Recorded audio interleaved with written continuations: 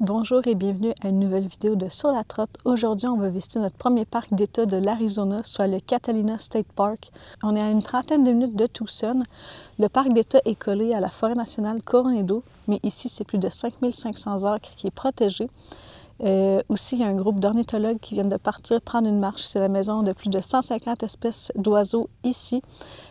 Juste quand on rentre, pour que vous le sachiez, la Ranger Station, à l'intérieur, où ce qu'on monte notre passe là, pour acheter nos billets et tout, c'est là aussi qu'on retrouve le gift shop, puis qu'on retrouve l'étampe, parce que les parcs d'État d'ici en ont aussi. C'est vraiment super, je suis vraiment contente. Ça donne encore plus envie d'en faire pour aller ramasser les étampes. On s'est arrêté au premier picnic area qu'on a croisé. C'est vraiment très beau, très calme. Il y a vraiment beaucoup de tables. Puis là, on va se diriger pour faire notre premier sentier.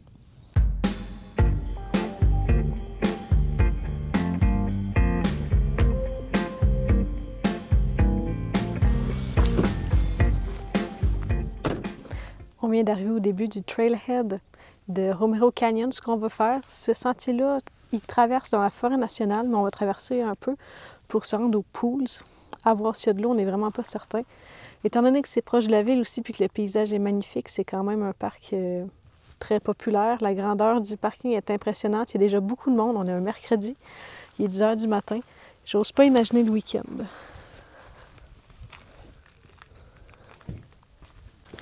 Faux départ. J'avais oublié ma casquette. Mais je me pose vraiment la question si on ne devrait pas emmener nos jumelles. Tout le monde en a. Tout le monde. Tous ceux qu'on a croisés à date. Merci.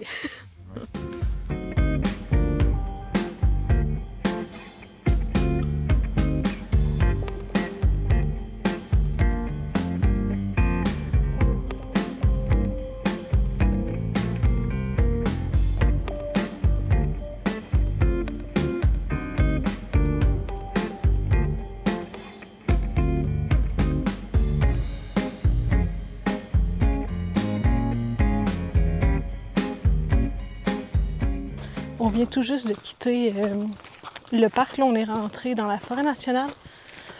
Puis, il y a beaucoup de panneaux qui disent qu'il y a des mouflons comme du désert là, de montagne.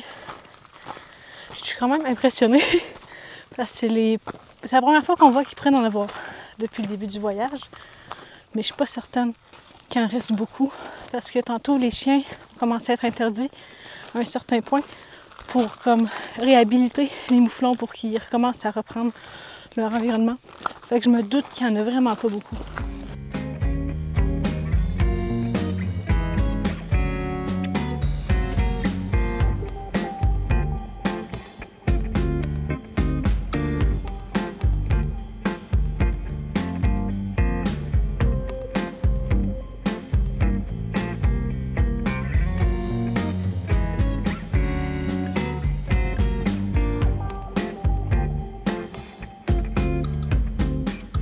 On vient d'arrêter où c'est qu'on croyait que c'était les bassins d'eau qu'on venait voir, mais semble-t-il qu'il y en a une plus grosse, à peu près un demi-mille plus loin.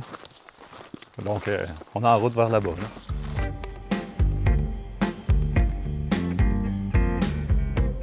C'est vrai que ça valait la peine de faire le 800 mètres pour s'en venir ici. Ils sont beaucoup plus grandes. Puis en prime, on a même une petite chute.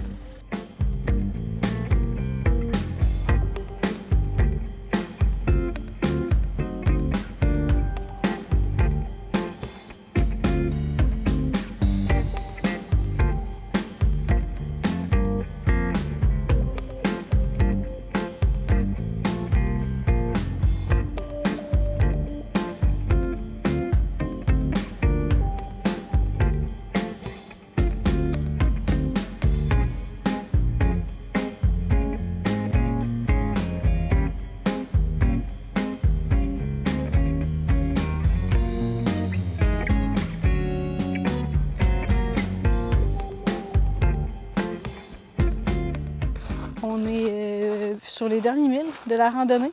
Puis on a vraiment apprécié. On la recommande si vous passez. C'est sûr que c'est une randonnée, je vais utiliser le terme comme modéré, parce que le 2/3 environ, ça se passe vraiment sur un sol rocailleux. Là. Tu sais, c'est de la montée, puis il faut toujours vérifier ses pas. Là. Descendre est autant... faut être autant minutieux pour monter que pour descendre. Puis c'était quand même le fun de retrouver comme de l'eau. Tu sais, dans le désert, ça faisait un paysage différent. On vient de commencer à marcher le tout petit sentier de 1,6 km, le Nature Trail. C'est une boucle. Puis évidemment, il y a plein de panneaux d'information. Mais ce que je trouve le fun, c'est que les panneaux concernant les animaux qu'on croise, plus leurs pistes qu'ils font. Puis à propos du parc, on a comme réalisé que les longues randonnées se situent vraiment dans la forêt nationale, puis les plus courtes sont vraiment sur le territoire du parc d'État.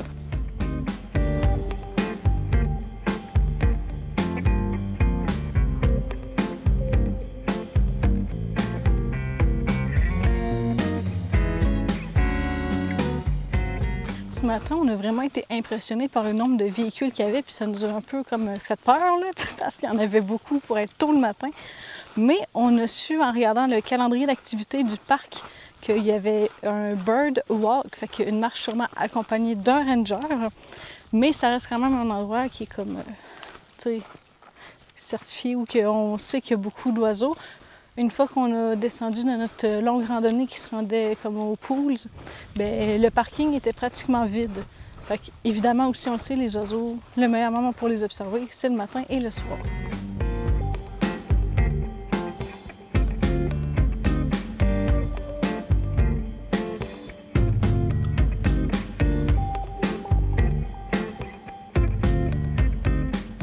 On entame notre avant-dernier sentier du State Park. C'est le Alamo Canyon Loop. Ça fait environ 5 km de long. Là.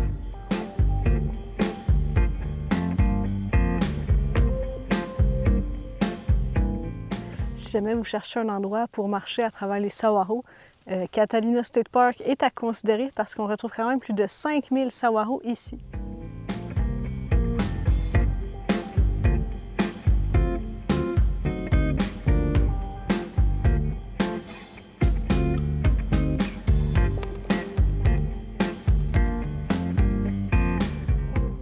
Si jamais vous venez faire le sentier Alamo Canyon un jour, faites-le en sens anti-horaire. La montée va être un peu moins abrupte. La majorité du sentier, elle se passe dans du sable jusqu'à présent. Mais qu'est-ce que j'apprécie de ce sentier-là, qui est facile, c'est pas mal plat tout le long. On a une super belle vue sur les montagnes Santa Catalina.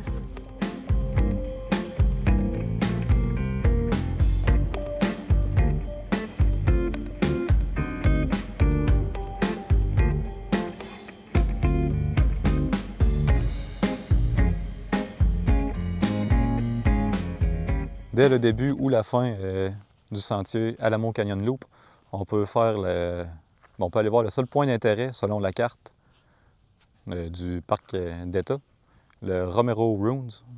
Là, on s'enligne vers là.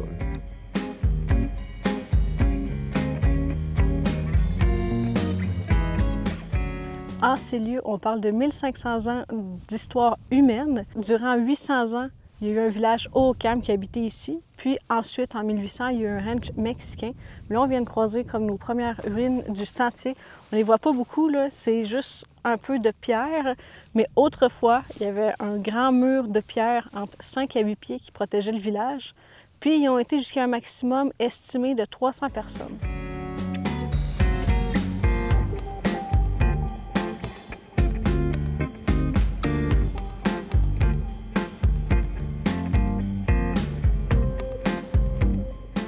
Notre visite de Catalina State Park s'arrête ici. On a vraiment fait essentiellement ce qu'on voulait. Il y a peut-être 2 sentiers qui pourraient être intéressants, mais on les a comme pas priorisés. C'est le Dead Horse Canyon puis le Rams Canyon. Les deux sont quand même dans le même coin. Là, on en aurait peut-être fait une des deux. C'est comme un sentier modéré, mettons. Ça aurait été plaisant, mais on est allé voir les pools à place, là.